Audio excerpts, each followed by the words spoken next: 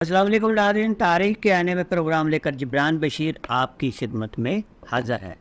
آج ہم ملک عرب کے بارے میں بتائیں گے کہ ملک عرب کیسے آباد ہوا اور ان کی قدیم شاخ کون سی ہے۔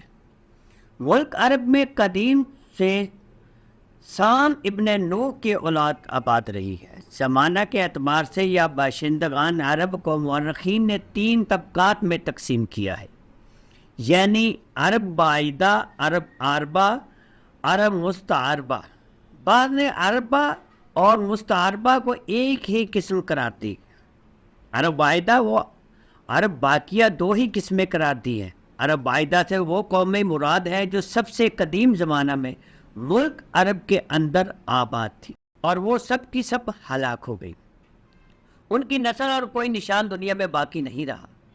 عرب باقیہ سے مراد وہ قومیں ہیں جو ملک عرب میں پائی جاتی ہیں۔ ان کے بھی 2 طبقات ہیں جو عربہ اور مستعربہ کے نام سے موسوم کیے گئے ہیں۔ بعض نے اہل عرب کو 4 طبقوں میں تقسیم کیا ہے۔ اول عربہ بعیدہ یا عرب عاربہ، دوم عرب مستعربہ، سوم عرب تابعہ، چہارم عرب مستعجمہ۔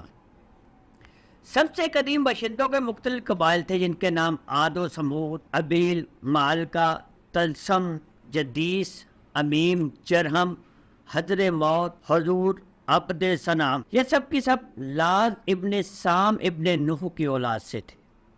ان کا تمام جزیرہ نما عرب میں دورہ رہا ہے۔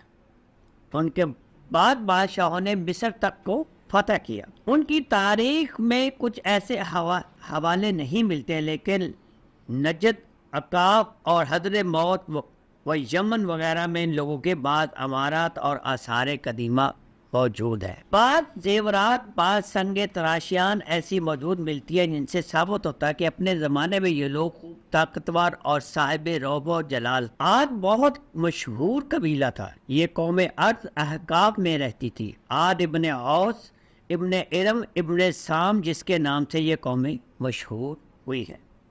عرب کا سب سے پہلا بادشاہ تھا۔ ان کے 3 بیٹے شداد، شدید اور ارم تھے جو یک کے بعد دیگر سلطنت کرتے رہے۔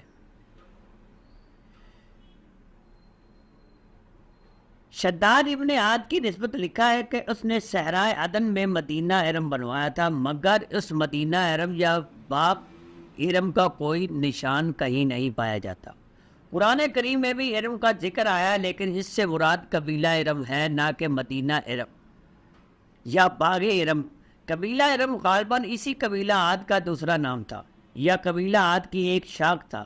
قبیلہ عاد قبیلہ ارم کی ایک شاخ تھا۔ اللہ تعالیٰ قرآن مجید میں فرماتا ہے سورۃ الفجر میں، کیا تم نے اس بات پر نظر نہیں کی کہ تمہارے پروردگار نے عاد ارم کے لوگوں کے ساتھ کیا برتاؤ کیا؟